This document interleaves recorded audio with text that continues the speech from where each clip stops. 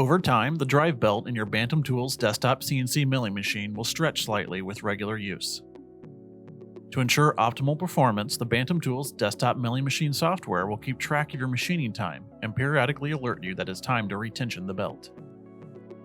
This custom belt tension tool ships with your mill. It goes under the belt housing right above the logo plate. And with the turn of a screw, it pushes the motor forward slightly, causing the belt tension to increase. To start, power on the mill and move the spindle to the middle using the jog controls in the software. Move the bed out of the way, remove any end mill you have installed, and engage the emergency stop on the front of your machine. Slightly loosen the outside screws on the spindle belt housing, starting with the ones towards the back.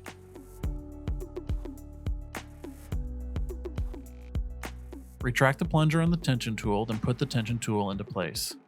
The two posts on the tool face up and will slide into two holes on the underside of the belt housing. Hold it firmly in place while lightly pulling forward. Tighten the screw on the tension tool until you see the plunger touch the spindle housing. You can protect the finish on the housing with a piece of tape.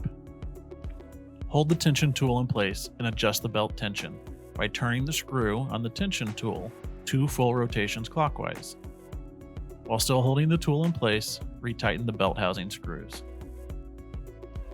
Remove the tension tool, disengage the emergency stop, and rehome the mill. You're all set and ready to keep milling.